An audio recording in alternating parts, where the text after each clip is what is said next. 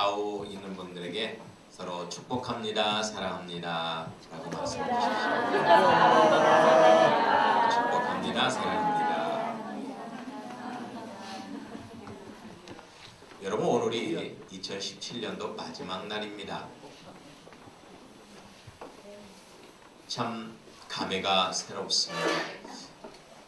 2017년도 1년간 여러분들은 참으로 열심히 살아오셨죠.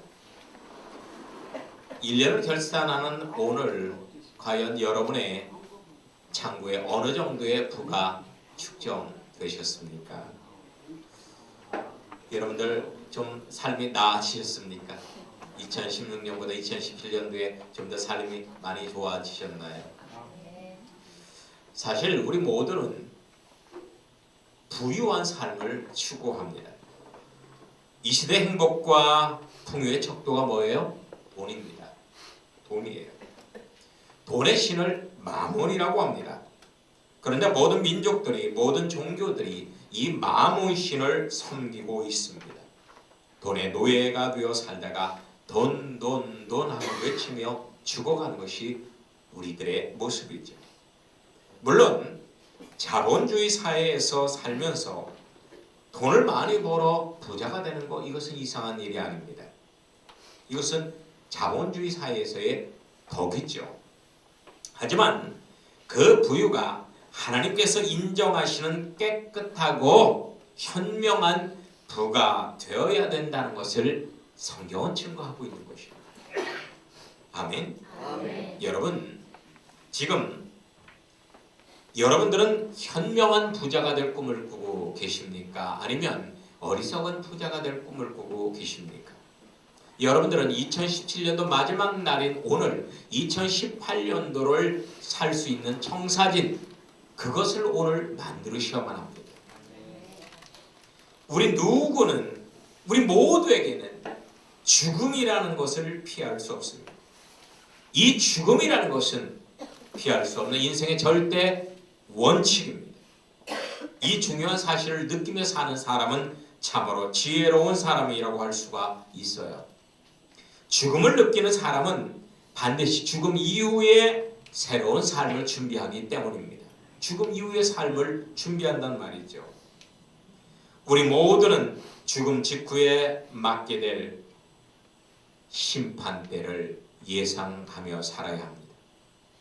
지금 극장가에서는 신과 함께라는 영화가 1000만 관객을 향하여 힘차게 달려가고 있습니다. 이 영화는 죽음 이후의 영계에서의 심판 과정을 다룬 영화입니다. 여러분, 인간은 죽음과 함께 끝나는 그러한 존재가 결코 아닙니다. 영혼을 가진 유일한 존재이기 때문에 죽음 이후에서 또 다른 세계에서 살아야 한다는 것입니다. 이것을 우리가 살기 싫어도 살아야 합니다. 우리는 영혼을 가졌기 때문에 그렇습니다. 그 세계에 정착하기 전에 반드시 우리는 이 땅에서의 삶에 대한 심판을 받아야 합니다. 여러분들이 법정에 가보신 분이 있습니까?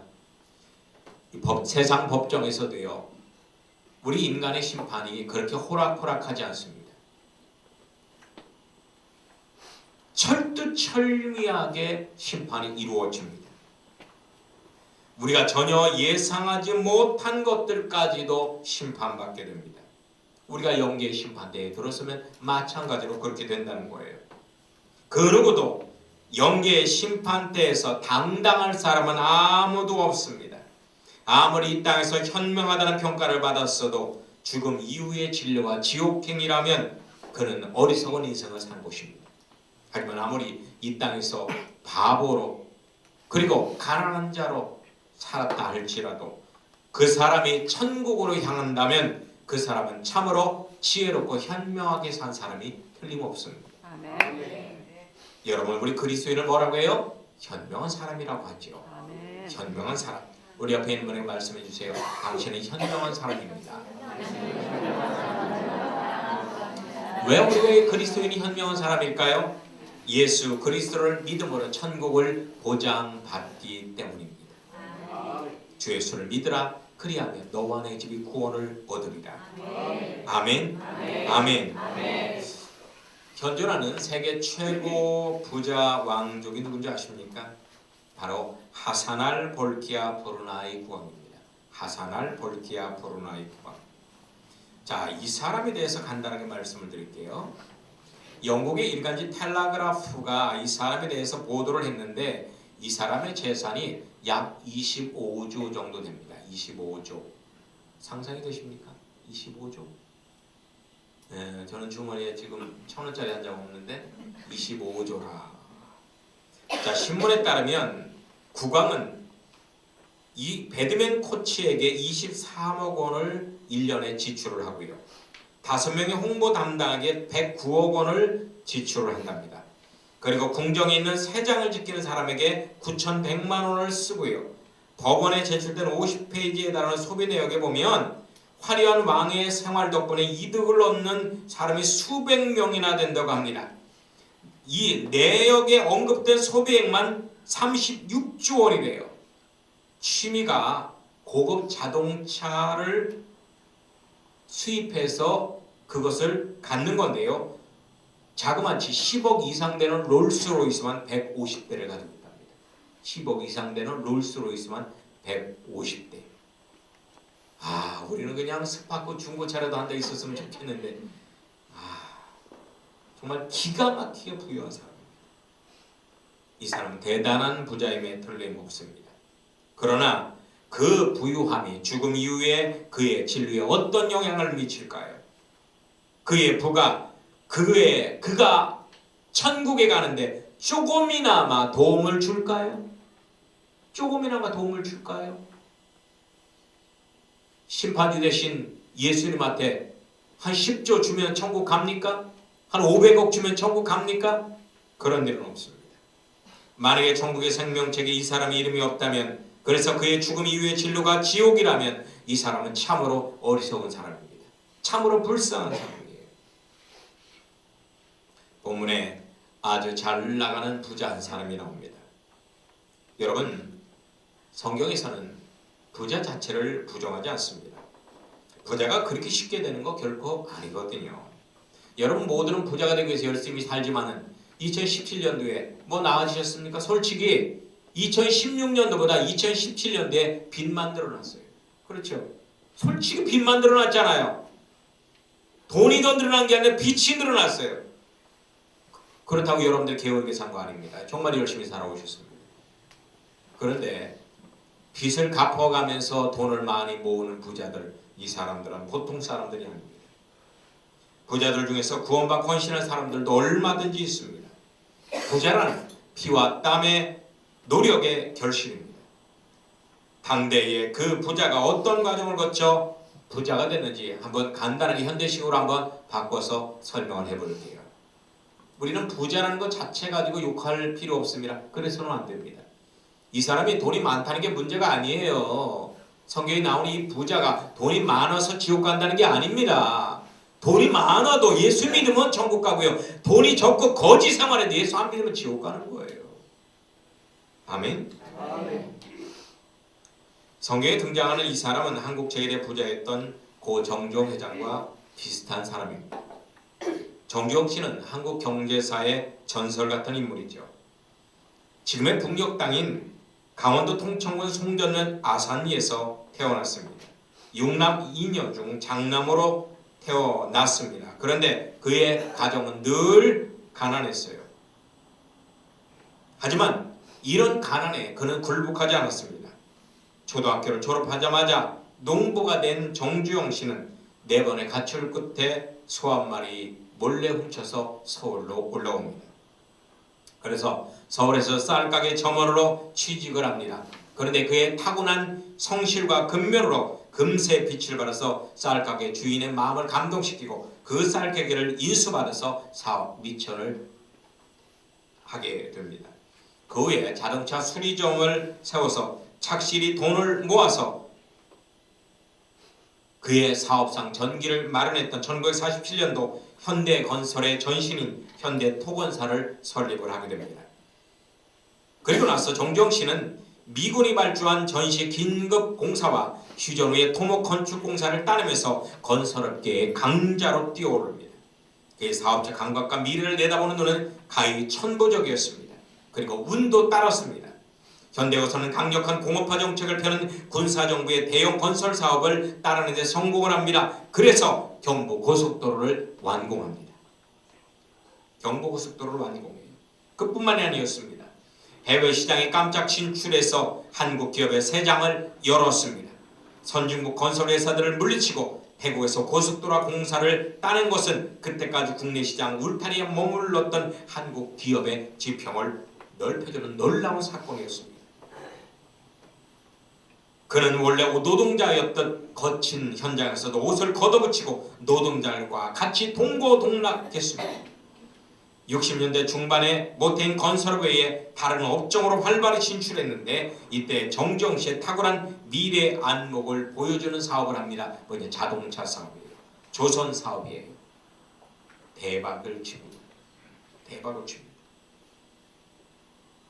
거기다가 서해안 지도를 완전히 바꾼 4,700만 평 규모의 서산 간척 사업을 성공리에 해내고 서울올림픽 추진 위원장이 돼서 88 올림픽 유치에 1등 공신 역할을 합니다. 그리고 80이 넘는 나이에 통일소 1,100마리를 이끌고 휴전선을 넘는 장마를 연출했던 사람이 바로 고 정주영 회장이었습니다.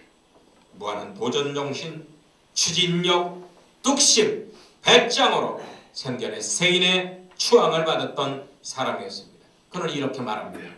나는 어떤 일을 시작하면 반드시 된다는 90%의 확신을 갖고 일을 한다. 되게 할 수 있다는 자신감 10%로 완벽한 100%를 채운다.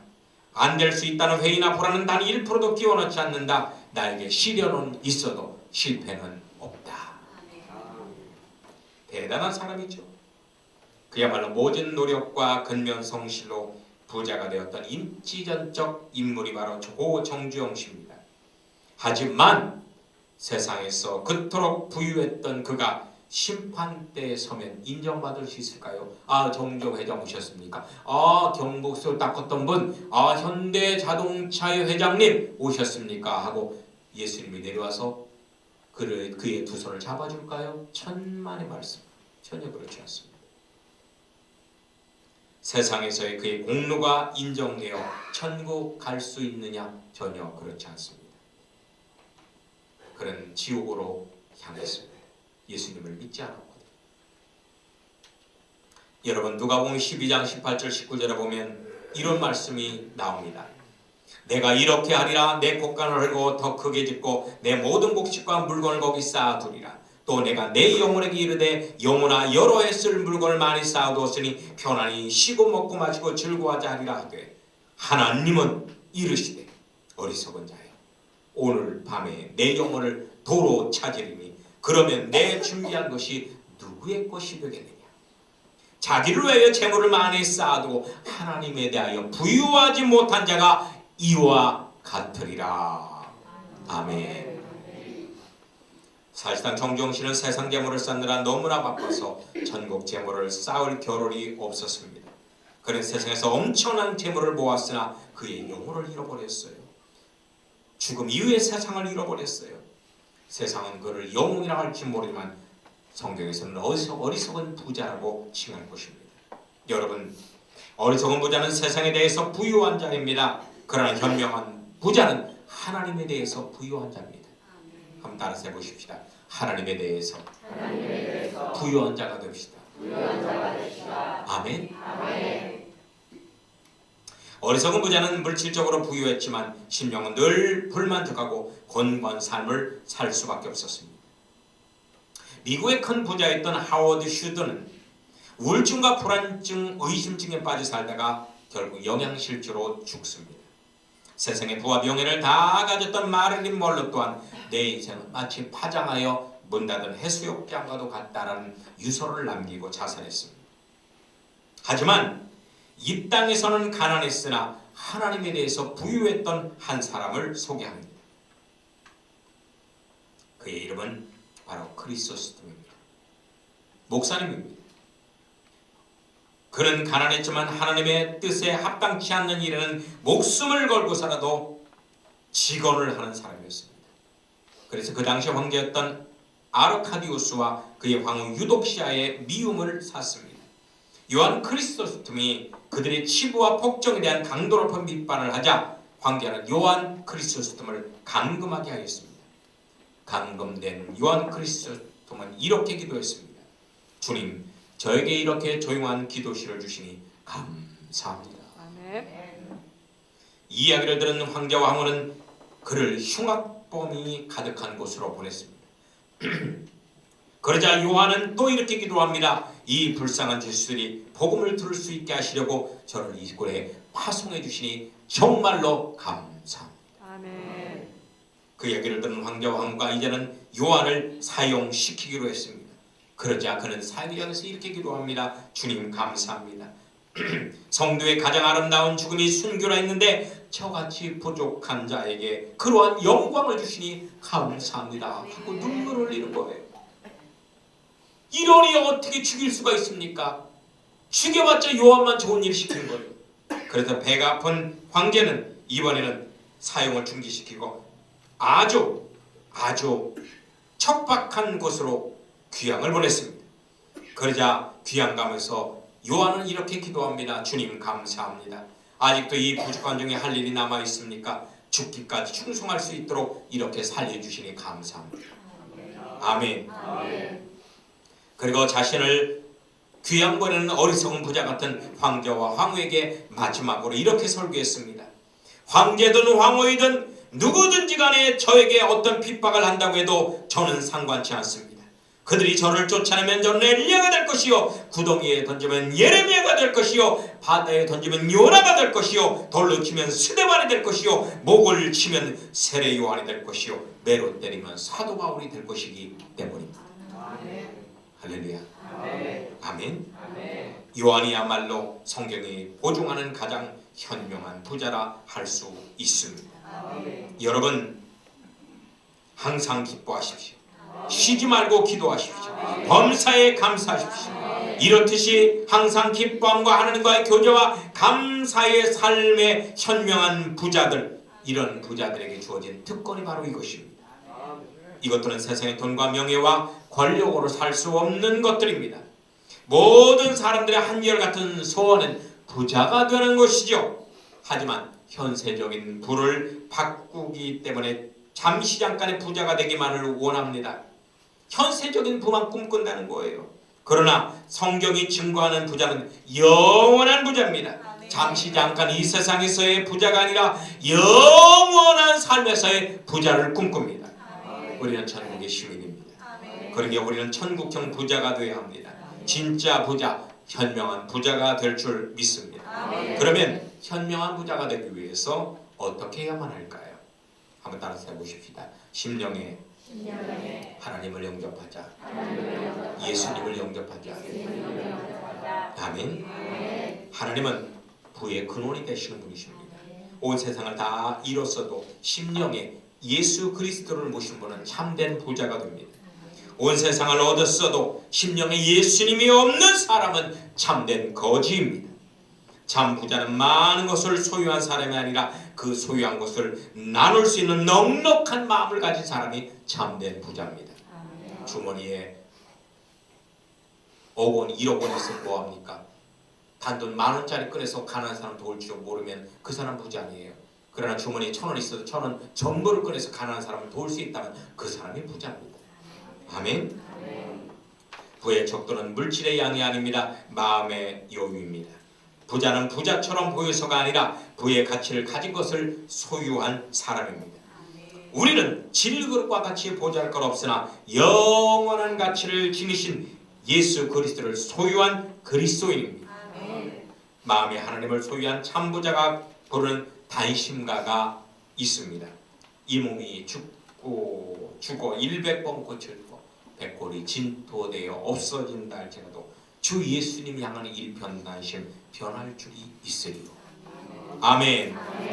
두 번째로 한번 따라서 해보십시다. 전국 시민권을 얻어야 합니다. 여러분, 천국 시민권은 돈으로 얻는 것이 아닙니다. 예수 그리스도를 믿어야 얻을 수 있습니다. 세상에서 수만 평, 수십만 평의 부동산을 가진 사람이 부자가 아닙니다.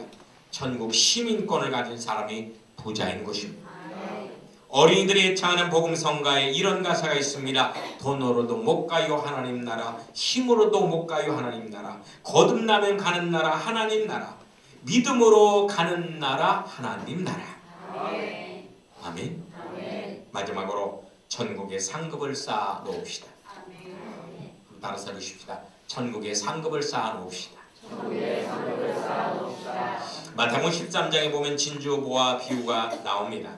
참 부자는 천국의 보화를 얻기 위해서 이 땅에서 모든 소유를 다 파는 사람이 참된 부자입니다. 참 부자는 모으는 사람이 아니라 자기 소유를 파는 사람이 부자라는 거예요.